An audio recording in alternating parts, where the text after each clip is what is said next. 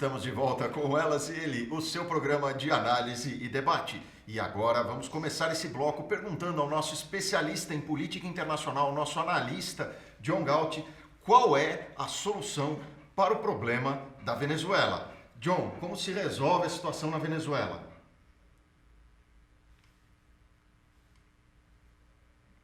Importantíssima essa participação. Sensacional! Opinião polêmica. John Galt não tem papas na língua. Eu só não concordo com essa última frase dele. Aí ele realmente pegou pesado, John. Pegou pesado. John Galt pegando pesado. Mas então, gente, Venezuela, então, é até triste de comentar a Venezuela. Eu queria então começar falando do Chile, porque foi lá que começaram essas manifestações. E eu não gosto muito dos termos direita e esquerda, eu acho que eles mais confundem do que esclarecem. Mas usando de maneira didática esses conceitos, acho que dá para ver uma coisa muito clara nesses protestos na América Latina. Aqueles protestos em países em que o governo, usando dessa forma didática, são de direita, são protestos bastante violentos, que teve depredação, teve destruição e etc. Nos casos como na Bolívia, as manifestações absolutamente pacíficas, não teve ataque à polícia, não teve destruição de nada. Tá certa essa análise? Isso é por coincidência? Como que você enxerga isso, André? Então, aquela história que eu estava falando das manifestações, que é aqui do Passe Livre, né, que eu estaria então indicando que fosse, didaticamente, vamos falar assim, seria do pessoal da esquerda, e depois veio, né, as outras manifestações que não estariam associadas àquela primeira.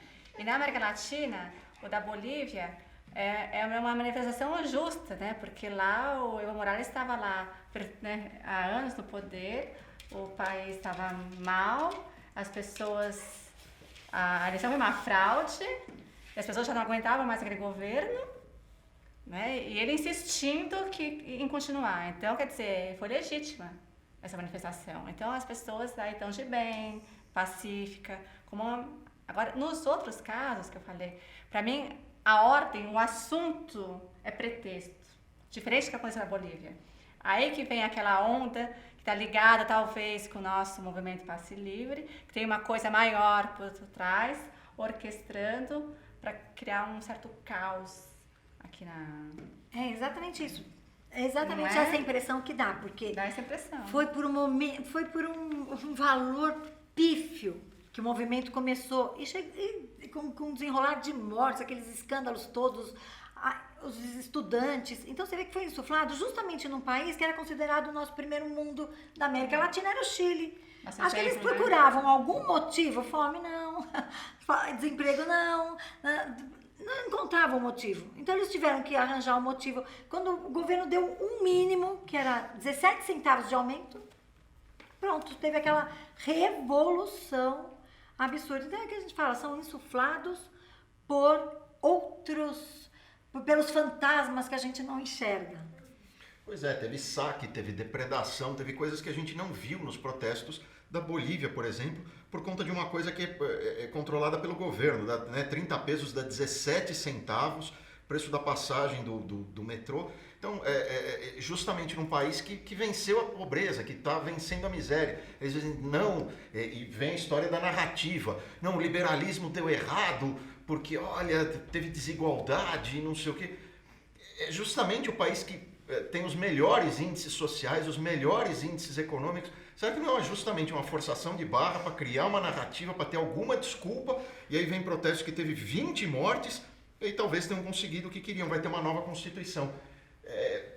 Será que não existe o risco de uma regressão muito séria no Chile? Existe. Eu acredito que existe. A raiz do problema, para mim, né, no meu ponto de vista, é mais o autoritarismo. Né? A gente teve um contexto muito grande de política, entre aspas, liberal, de economia mais aberta e tudo mais, mas a gente não viu o Chile se livrando do autoritarismo de forma geral. Tanto que sempre se fala muito que um dos maiores períodos de desenvolvimento foi com Pinochet, né? Pinochet? Sim, Pinochet. Que foi com ele, quer dizer, ele pode ter tomado medidas boas economicamente, mas ele era um ditador. Né? O que não do fato de que ele era um ditador autoritário. Então, se você não tem a liberdade nos dois aspectos, né, tanto na parte econômica quanto na parte social e de governança pública, você cria híbridos como a China, por exemplo, também. Você cria sistemas que não se encaixam, não são coesos e não vão durar muito tempo, né? Não vão se sustentar por muito tempo. Então você tem um autoritarismo no Chile que ainda persiste, porque a gente continua vendo. E aí você tem dois lados autoritários, o lado que briga por causa de 17 centavos na passagem com protestos megalomaníacos, porque eles precisam chamar atenção e fortalecer uma narrativa, e você tem um governo autoritário que precisa se reendossar a todo momento e usa da força policial, da coação.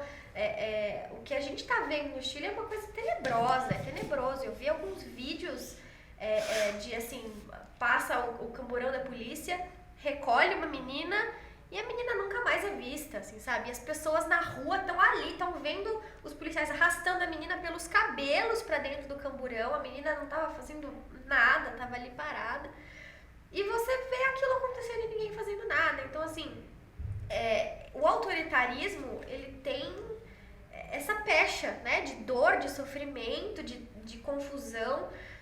Do meu ponto de vista, não é só a parte econômica, aliás, muito menos a parte econômica, mas é justamente esse viés autoritário que o Chile carrega há muito tempo. Mas ao mesmo tempo, agora está comprovado, teve sim agentes cubanos e venezuelanos. Não sei se vocês viram aquele vídeo, o sujeito jogando uma mochila de explosivo na frente do metrô. E aí dá um curto-circuito, o negócio não explode, mas gera um curto-circuito ali. O objetivo era um atentado, era matar um monte de gente. Isso agora está comprovado. Quer dizer, aí o governo reage com uma brutalidade absoluta que talvez fosse exatamente o objetivo desejado, né? Fazer a provocação para criar a reação.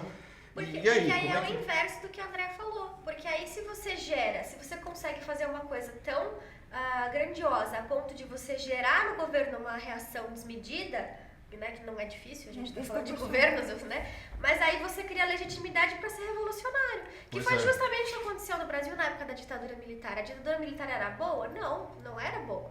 Era uma ditadura, né? E agia com truculência, agia com autoritarismo ali, na repressão e tudo mais, mas isso serviu para quê? Para legitimar grupos como o da Dilma Rousseff, como do pessoal todo, que roubavam banco, sequestravam embaixador, mas por quê?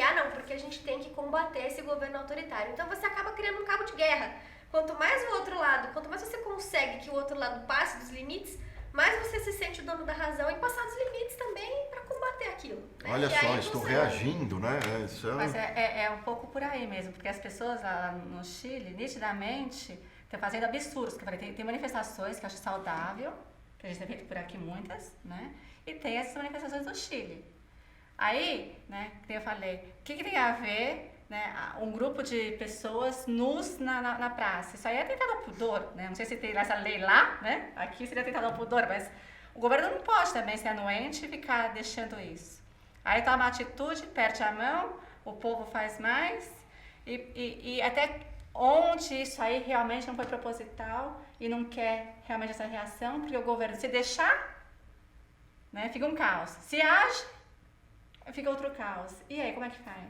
Eu acho que foi para tirar o foco da Venezuela. A Venezuela era o foco de todos os jornais internacionais e de repente pulverizou e de repente... Ou a gente aqui também, que tinha a Previdência para aprovar, tinha as coisas, falava, que tinha a capitalização da Previdência, o Bolsonaro que está um governo aí que o pessoal não está muito, né, uma parte da população não está muito feliz, né, quer falar que ele é autoritário, né, quer pôr essa linha nele, né, quer jogar isso para cima dele, e fica as manifestações na América Latina toda, né, parece ser esse grupo maior que quer voltar aqui para o Brasil, que perderam o espaço, e estão querendo afundar o Brasil. Parece que não querem que o Brasil cresça. Não, tem grupo que certamente não quer. O pior pesadelo deles é a economia liberal, Paulo Guedes, funcionar, dar certo. Isso não tem dúvida. Tem grupo que nitidamente é o pior melhor. Mas dentro da ideia do Chile, então, eu já vi várias teorias, eu queria que vocês analisassem essas teorias. Tem gente que vai dizer o seguinte, olha, A esquerda perdeu no Chile, eles estão vendo que a economia fica cada vez melhor e isso é o pesadelo para eles, porque aí eles perdem as narrativas, perdem as revoltas, etc. Então é uma tentativa desesperada deles de tentar voltar ao poder com quebra-quebra, com quanto pior, melhor. Tem gente que diz que não, o que acontece no Chile, especificamente o caso do Chile, tem essa teoria, tem outra que diz, não, o que acontece no Chile é que as reformas liberais foram de cima para baixo. Então elas vieram da economia, mas a mentalidade das pessoas ainda não é liberal. Então elas continuam pedindo um governo grande, que dê tudo, intervencionista, e não, quando não um socialista mesmo. E é por isso que essas reformas elas trouxeram benefícios, mas elas não vão durar no longo prazo, porque a cabeça das pessoas não está, né, a economia foi e a cabeça ainda não foi junto. E uma terceira teoria seria na linha do Hayek, dele explicando o sucesso do liberalismo no século XIX. Ele meio que foi vítima de si mesmo, porque houve uma melhora tão grande e tão rápida das condições materiais das pessoas que até os pequenos problemas deixam de ser aceitáveis. Então, aquilo que ainda resta de problema no Chile, a pessoa olha e não aceita. Não, como 20 centavos de aumento, 17 centavos, eu não aceito isso. Quer dizer, a sociedade ficou tão rica e tão rápida que o pequeno problema que aparece, ele não aceita mais, ele não suporta mais e acaba indo contra aquelas medidas que geraram a própria prosperidade. Porque o que ainda não tem de prosperidade, ele não consegue aceitar. São 3 teorias que eu li que são muito diferentes e que tentam explicar o que está acontecendo no Chile. Elas fazem sentido? Qual está certa, qual está errada? O que vocês acham? Olha, na minha opinião, eu não sei se é uma opinião muito simplista, eu acho que é absolutamente uma somatória das 3 teorias. Primeiro, o pessoal não quer que dê certo o liberalismo, porque o liberalismo realmente melhora a vida das pessoas. Eles, na verdade, não brigam para acabar com a desigualdade. Pode ter desigualdade, mas um é trilhardário, outro é bilionário, outro é rico. O que eles não admitem é pobreza. Então, eu acho que a partir desse princípio eles não querem ver que dê certo o liberalismo. Segundo, a mentalidade continua muito arraigada ainda, acostumada a receber aquele paternalismo, vem a mim tudo, as bolsas, etc. E facilidade de emprego e aquelas manutenções de todas aquelas regalias que você tem nos pagamentos, etc. E em terceiro lugar, eu acho que é um híbrido dessas 3 teorias. Na verdade, somando tudo, eu acho que é o que está acontecendo no Chile. Ninguém quer deixar despontar o liberalismo, juntando com apagar o foco da Venezuela, seria a 4ª teoria, e 5ª, de fortalecer o socialismo na América Latina para combater os Estados Unidos. Então, eu acho que juntaria 5 teorias numa só. 47 teorias. O que não falta aqui é teoria. Nós vamos continuar com a análise do caso do Chile e dos outros países na América Latina, mas é no próximo bloco.